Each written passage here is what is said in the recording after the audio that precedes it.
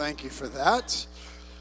Okay, let's, I know we probably should not have given children a bunch of gifts and candy right before the message. That was Brother Ross's idea, and he had a struggle tonight. So let's make sure, children, that let's tear into that later and have a good time. Let your parents play with it during church, okay? We're going to, we won't be long tonight, but as we're looking forward to the new year, I wanted to just share a couple thoughts. Daniel is a very easy character and a real easy book to go back to over and over because there's just so much good stuff in there. And so we've preached on him. I think I went through the book of Daniel about 3 years ago. But I want to look at a few things from Daniel's life tonight that will help us, particularly as we look towards next year primarily. I'm not going to read all the verses. Was there handouts tonight? There's no handouts? Man, Brother Ross, you're struggling tonight. It's not Brother Ross. I'm going to read in Daniel chapter 1. So if you have your Bibles, open it up. I apologize for that. I sent it. Maybe it didn't go through. Maybe there was confusion with that. Daniel chapter 1, I'm going to read a few verses, and then we'll reference other stories in the book of Daniel. Daniel chapter 1 and verse 8, we know it well. It says, "But Daniel purposed in his heart that he would not defile himself with the portion of the king's meat, nor with the wine which he drank. Therefore he requested of the prince of eunuchs that he might not defile himself." And then at verse 11, "Then said Daniel to Melzar, whom the prince of the eunuchs had set over Daniel, Hananiah, Mishael, and Azariah, prove thy servants, I beseech thee, 10 days, and let them give us pulse to eat and water to drink. Then let our countenances be looked upon before thee, the countenance of the children that eat the portion of the king's meat, as thou seest, deal with thy servants." So he consented to them in this matter, and proved them 10 days. And at the end of 10 days, their countenances appeared fairer and fatter and fleshed than all the children which did eat the portion of the king's meat. When you think of, and we understand what we talk about success, what we mean by that. But success, and when someone is what we would consider successful, that doesn't happen by accident. In life, it doesn't happen. Someone successful at work, there's a reason. If they have a business, in their business, there's a reason. In their family, there's a reason. The same is true in our faith. If someone would have what we would look at is, you may not use the word successful Christian life, but a dynamic Christian life, one that they're getting the most out of it, and they're giving the most to it, there's a reason for that. There are always ingredients to any kind of success. Now, hopefully, spiritually speaking, we want to be successful in that area. A lot of people settle for success in lesser areas and neglect success in the more important areas. And of course, that's a huge mistake. One of the godliest men in the Bible is Daniel. I think Daniel and Joseph are two of the godliest that are mentioned. Nothing wrong is mentioned about them. They were solid, godly men. He did not, he thrived and lived well in what we would not consider the best of circumstances. Daniel was constantly promoted and favored by the kings whom he served. It started off with Babylon and went through two different national leaders, and then 3 or 4 different specific leaders. But yet Daniel always rose to the top and was always successful. He outlasted many kings and ruling kingdoms. So why was he like that? Well, there are some reasons. And if we are going to be successful, and I'm thinking more as we think towards next year, we always want to be getting better. Amen? Okay? And we always want to have a better year. Now, in some cases, it's easy to have a better year if you didn't have a good year this year spiritually. Okay? So the bar is a little bit low, and that's okay. You want to go past that. But even if you've had a good year, you want to have a gooder year. Okay? You want to have a better year next year. But there's things that help us to be spiritually successful. I'm going to show you several of them in Daniel's life, and I'll just give them to you briefly. We don't have a long time. First of all, Daniel had a commitment to the commandments. In verse 8 of chapter 1, which we read, the Bible said, "Daniel purposed in his heart that he would not defile himself with the portion of the king's meat, Now, we taught this when we went through the book of Daniel, but there were others who were also brought into exile from Babylon with Daniel. And the king took the best of them and tried to retrain them and make them leaders and workers in his kingdom. And Daniel and his three companions, Shadrach, Meshach, or Abednego, they were solid guys. But there were other Jews there, but they compromised their faith. But as Daniel went in, Daniel said, I'm not going to compromise. He knew what he would face. And he decided ahead of time, I have convictions. There are things that God states that I will not trespass. I will not violate. I'm committed to those things. And so that, and by the way, you say, how does that make him successful? It did make him successful because God honors that. By the way, Joseph, who in his situation had the same kind of circumstances, he also was successful, but he stuck to his convictions. You don't have to compromise what you believe to be successful. Do you understand that? And if you're in any line of work or in any situation or relationship where you feel you have to compromise your convictions to be successful, then you might want to choose not to be successful in that particular endeavor. Okay? If your boss tells you to lie for him, don't do it. Lying's wrong. By the way, I got to appreciate Daniel. He didn't want to violate a dietary law. They weren't telling him to kill somebody. Okay? This was, and Daniel's, I'm not violating this. I'm not going to violate any of God's commandments. I'm going to follow them. So what should we do this year? Well, let's put obedience as a priority in our life. Let's look at our life and say, I'm going to be, I'm going to be an honest-to-goodness Christian with convictions. Now, sometimes people push back on that because they think if you have convictions, you're rude. By the way, how many of you have ever met someone like that? I have. They think that just because they're doing right, they have to be rude about it. You don't have to be rude about it, but stick to your guns.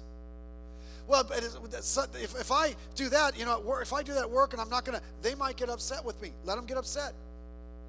As long as you don't get upset. You just say, I can't do it. I remember early on as a new Christian, I went back working for my dad. He had his own business, and someone called and he wanted me to lie. Hey, if that's so-and-so, tell him this. And I'm like, no. I said it nicely. I said, no. He's like, what? He wasn't used to me giving those kind of answers. I'm like, I can't lie. I'm a Christian now. I'm living. He's like, what? You can't lie? And I'm like, he goes, forget it. None of us answer the phone. Okay, I'm like, okay, that works for me. Then my dad may not have understood that, but I'm pretty sure he appreciated it. He used to push me forward, like, hey, you don't stand for anything. It's like, well, now I'm standing for something. But let's.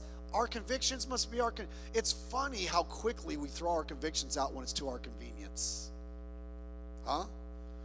By the way, if you've grown up in church and you've grown up in our Christian school and you start to get out and work, it's very easy to violate your convictions now. Mommy and daddy aren't there all the time.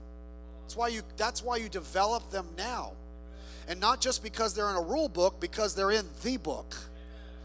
And if you do that, look, do you want what you think it's going to take to get God's blessing or to be successful? Or do you really want the kind of success that comes because of God's blessings? I'll take that any day of the week. So he had a commitment to the commandments. Number 2, he had a commitment to commend. What does that mean? In chapter, I believe it's chapter 2, verse 28, he's talking to Nebuchadnezzar. Nebuchadnezzar has this dream, and he can't figure out what the dream is, and he's confused about it. And finally they get to Daniel, and Daniel's like, hey, look, by the way, his wise men couldn't tell the dream. And the way world rulers were back then, it's like, fine, kill all the wise men. Okay, if these guys can't help me out, just cut their heads off, we'll start over. And Daniel's like, time out, give me some time. I know I have a God that will reveal the secret to you. He says in verse 28, but there is a God in heaven that revealeth secrets, and maketh known to the king Nebuchadnezzar what shall be in the latter days. Daniel was very quick when things would work out to give the praise to God. By the way, all throughout the book of Daniel, whether it's here, whether it's in the lion's den, whether it's in the fiery furnace, what was the result whenever God worked? God got all the glory and the praise. Okay? And that's how Daniel worked. God gave the glory to God. He was very quick to let people know that whatever's going on in his life is because of God and not because of him. Now, there are some character qualities and things he has going on here that are very good. But it's God that's doing all, and he was very quick to let everybody know that. He wasn't ashamed of it. He wasn't ashamed to stand in front of this king who, by the way, history tells us you did not mess with Nebuchadnezzar. Okay? He was one bad guy. And when he conquered you, a lot of times it didn't end well for the people there. But I believe, and a lot of people believe, that Nebuchadnezzar came to know the Lord later on. But if he did, you know why he did? Because Daniel was very quick to point to God the whole time. The whole time. Okay? He was not ashamed of that. What about us? You know, we talk so often about, oh, everything's good and all that, and then when the time, you know, God's good and all that, but something happens, we're more than willing to take the praise. I tire of these athletes that I don't know what I was watching. It was something. It may have been one of these championship games, and the team won, and the guy was real humble. As soon as he won, I was listening on radio. They were interviewing. I was listening to a sports station. He was interviewing this guy, and I perked my interest because he goes, look, I'm a Christian, and he was doing some kind of comparison with some athlete. And he said, I believe this, this, this, and this. He wasn't being hardcore, but I'm like, hey, that's pretty neat to say that on radio. And then when he talked about the guy, he started cussing. And I'm thinking, something's wrong here. Everybody listened to this show, and he actually quoted the Bible. And then he cusses. I mean, it's like, what are we doing here? And so many of us are like that. When it's, God's good and all that, and then we turn around, it's like, well, we take the praise for ourselves. Listen, everything in our life ought to point to, you know what? It's God. Okay, if your life isn't completely a train wreck, you ought to thank God for that. You ought to thank God for that. Well, you work hard. By the way, that's good. We'll get to that in a minute. But God still is blessing you and gave you the power to even work. Number 3, Daniel had a commitment to cheer. To cheer. Not like a cheerleader, okay? He wasn't a cheerleader. Daniel 6:3. Then this Daniel was preferred above the presidents and princes. Whole different story. There was 3 in charge. Daniel was at the top. These guys did not, and the guys ended up not liking it. But why was Daniel above them? This Daniel was preferred above the presidents and princes because an excellent spirit was in him. You know what that is? The king just liked being around him. He had a good spirit. Cheerful. Good attitude. You know, look, if you're saved, you should not have a bitter spirit or a bitter attitude. It's like, man, your heart got saved, but can you talk to the rest of your body? Can you talk to your face? Can you talk to look, sometimes we're a really bad advertisement for Christianity. We are. It's like, shouldn't Christianity make you more cheerful? Shouldn't it make you happier? And I'm not saying you need to walk on water, but man, you ought to have a better outlook on life. When you're at work and everybody's like, you don't need to jump in with them. You're like, look, yeah, things aren't good all the time, but I know the God who's in control. We ought to have a better outlook, and Daniel had that kind of spirit. Rotten attitudes ruin everything. Ruin everything.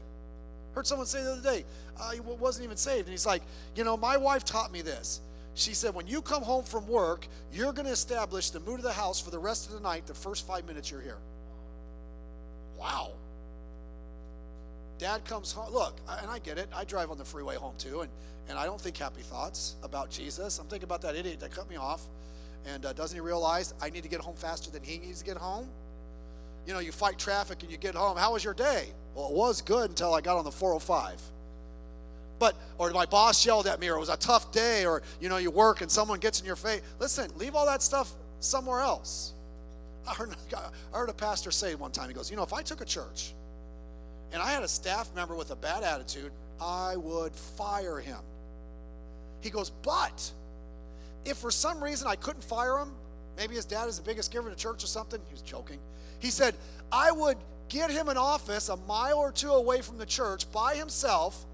and I would pay him a full-time salary to do nothing. I just don't want his bad spirit in the church. Okay? Let's have a good spirit. How's everything doing? Well, I'm doing okay under the circumstances. I get it. Circumstances are tough sometimes. I get it. But get out from under that. Just say, you know what? Yeah, it's been a little difficult, but God's good. I'll tell you what. It seems that those of us that have the least to complain about complain the most. Right? We moved into our house. Our house, we have a little upstairs bedroom, and it didn't have any air, and we're above the garage, and that's hot, and I cannot stand hot. So we bought a little split unit. When we first bought it, the stupid thing would work for one day and turn off. And then that's like when it was hot, and I'm like, you're kidding me. It's summer. But I can't live with this. You know, I'm pretty sure if I would have called Brother Board, the church in Phnom Penh would have had a prayer meeting for me. Can you pray for me? My air conditioning unit is causing me to lose my salvation. Pray for me, Brother Board. Listen, they don't know what air conditioning is. It's the thing that works 1 hour a day. Okay? And with humidity, it doesn't work very well. We have the least to complain about in the world, and yet we find the most to complain about, don't we? And I told my wife, it's not that important. Just kidding.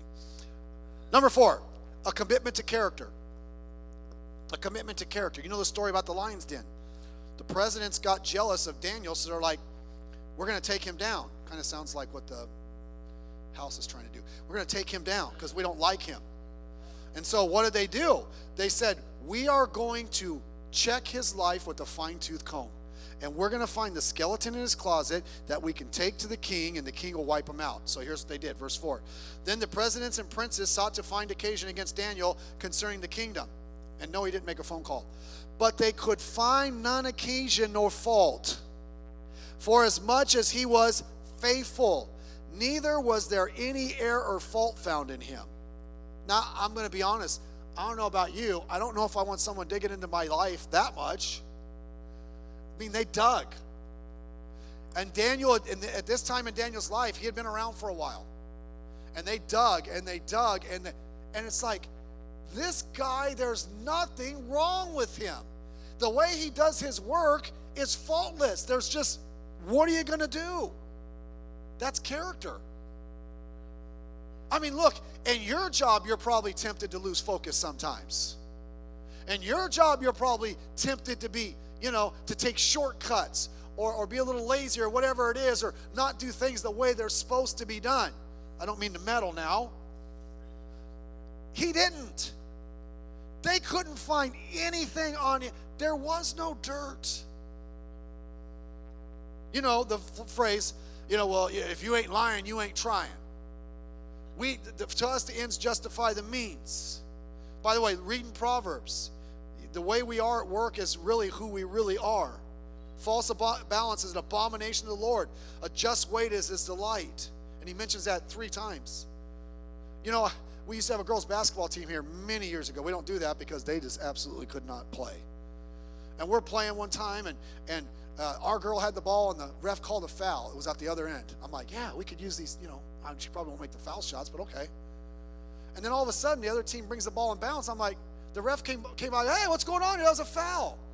And he goes, I don't know. Your girl came to me and said, oh, no, she didn't touch me. So I had to explain to her, character's only important when you're not playing sports. Okay. But I'm like, I'm like, well, I can't argue with that. She's just being honest. I'm not going to yell at her for that. Okay. But let's have character in all that we do. Next, we need to have a commitment to continuance. To the continuance. Verse 4 again. They could not find fault for as much as he was faithful, by the way, faithful. I'm sure over the years, Daniel doing the same thing over and over and over may have got monotonous, may have got tedious. But he faithfully did everything he was supposed to do. By the way, if you're not faithful, you're not going to be successful in anything. Let's just throw that out there right now. You're not. You're not. Oh, here's this talented person, and when they're at work, they really do good, but they're late and they miss all the time. I'll take the person who doesn't do as much, but you can count on them to be there on time. They work hard. When they're there, they do their best. I'll take that all day of the week. See, we're so unfaithful. It's so easy for us not to do the things we need to do. Just be faithful to the Lord. You teach a Sunday school class, be faithful. Stick with it. I've been teaching it now for 5 years. I've been teaching Sunday school forever. Okay, since I was, 18. So 10 years now. Okay, 10 years, just regularly at it every Sunday. All right, 20, I'm not going to lie to you. But, it's like, you've seen everything. Butt out. Seriously, keep it to yourself. But be faithful, what you're doing. Sometimes I come soul winning, sometimes I don't. If you're working, I get it. But I'm just, and everything's just kind of how I feel today. Okay. You say, I ever feel like not coming on Sundays? All the time. All the time. What if I didn't show up one Sunday? Like, well, Brother Meyers just wasn't feeling it today. You'd probably be happy, like, let's go home early, right? How many of you would give if I did that? Oh, I'm in. Let's just do that, all right? We'll take an offering and go home. But let's be faithful. Boom. Be a Christian. Adults, the best thing we can give our kids and our family is that they just see us. We're at church every time we're supposed to be. We read our Bibles every year. We do the things we're supposed to do. We don't have to be spectacular. We just have to be steady, faithful, doing what we're supposed to be doing. Lastly, he had a commitment to convictions. Now look at this and we'll be done. Then said these men, we shall not find any occasion against Daniel, except, this is chapter 6, verse 5. I'm sorry, I don't know. I realize you don't have paper. Except we find it against him concerning the law of his God. Now think about that for a minute. As they're trying to spin this trap and find something to take Daniel down, there was nothing in his life they could use. So you know what they did? They said, we know that he always does what God's word says. So we need to find a way, this is what they're saying, we need to find a way to pit the law of God against the law of man because we know he'll follow the law of God. How would you like it if someone felt that strong about your Christianity? Think about that for a minute. What if someone was trying to take you down and said, you know what? If we can pass a law that violates their Christianity, we know for certain that they won't violate the law, they'll keep their Christianity. How would you like to have that kind of testimony? That's powerful. And that's his enemies. And so you know what they did? They made a law. You can't pray. You know why? They knew he would pray. And get this. He prayed in his house. He could have just shut the window. He prayed with the windows open so everybody could see. God doesn't tell us, hey, rip the windows open all the time. He could have justified it. I'm going to pray, not going to hide it, but they don't need to see it. I'll pray in my heart. And he said, I'm not changing a thing. Maybe the reason he didn't block the windows is because he knew what they were up to, and he was going to show them that I'm not going to back down from what I believe. Most Christians do. If push comes to shove, we get pushed around. And by the way, it's getting worse and worse and worse. Stand for what you believe. Quit being wishy-washy. There's nothing. And by the way, it may make some people irritated or upset with you, but I'll tell you what, people that when they look for God, guess who they're going to look to? They're not going to look to the guy that works with you that says he's a Christian and doesn't act like one. They're going to go to the guy that's like, when they have problems. There was a guy, when I first moved to California, my wife and I moved. I got a job in Irvine. I was working for Toshiba. Not the car, but the manufacturer. And I was working there. And there was this profane guy there. There was a lot of them there. And there was a Christian guy there. And they told me right off the bat, yeah, that guy, you're a Christian. If you're like him, we're not going to like you very much. And there was a guy there, his wife had cheated on him. And he was one of the kids. He messed around, joked about Christianity. And I was working over in the corner, and he came up to me when no one else was around. Can I talk to you for a minute? He told me the whole story. So I'm devastated. My wife cheated on me, and what do I do? And I got kids. He didn't go to his buddies. He didn't go to that other guy. Now, I wasn't perfect, but I didn't violate what he thought I should be as a Christian. Okay, let's stand for our convictions. That's what this world needs. And you say, well, what does this have to do with success? Because we don't get success by giving into the world. We get success by following the Lord. And the Lord was with Joseph, and he prospered. How many times does it say that? God promises prosperity and success in everything you do. And you know what he attaches it to? The Bible. Being a Christian of the Bible. And so success comes by us being solid, growing, committed Christians. Let's pray.